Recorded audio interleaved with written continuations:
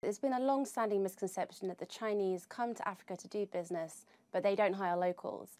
There was a big report last year, which was the first time we really had a data set on this. And the report by McKinsey found that actually, in Chinese companies in Africa, normally 89% of employees are local. So the main factory that I visited in Ethiopia was called Huajian. This is a really big Chinese shoe manufacturer, and they make shoes for people like Nine West and Guess. And inside there were just thousands and thousands of workers, and the vast majority of these were local Ethiopians. I met some people who had been back to China for training, so it did seem like there were some good opportunities here.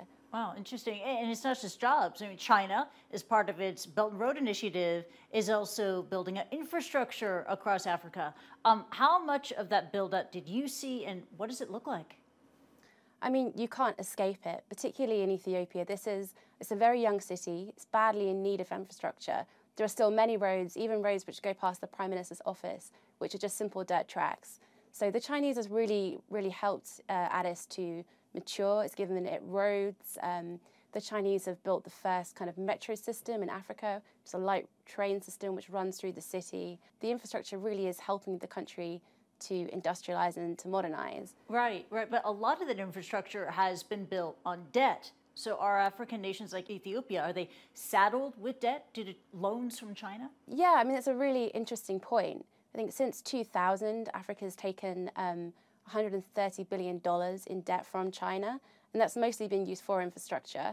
But I think it's really important to note that while China has lent a lot to African countries, there are many other creditors too. We know that China has also taken over Africa's IT market, especially its consumer technology sector.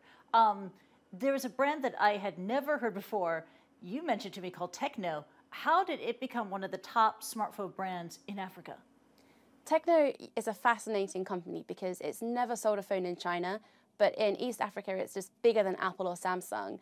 And that's because it really looked at the African consumer and decided to tailor a product to their specific needs. So the big thing about Tecno phones, they advertise that you can take a really good selfie for dark skin because they've calibrated their camera for different skin tones.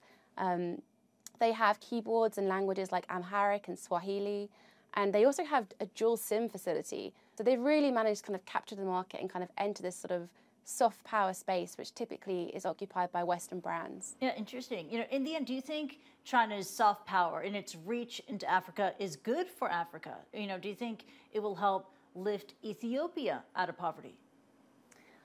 I think that's a really difficult question, and it's almost too early to say. In terms of, job creation, I think that has to be a good thing for a country like Ethiopia, which has a huge young population and a big unemployment rate. But then when it comes to loans, I think it's really important to monitor that situation. People will be looking to FOCAC this week, I think, to see just how far the Chinese credit line can extend and whether Beijing is going to be a responsible partner with Africa and not kind of overextend its credit line. Fascinating insights into China's reach into Africa. Jenny Marsh reporting. Thank you so much. Take care. Thanks, Christy.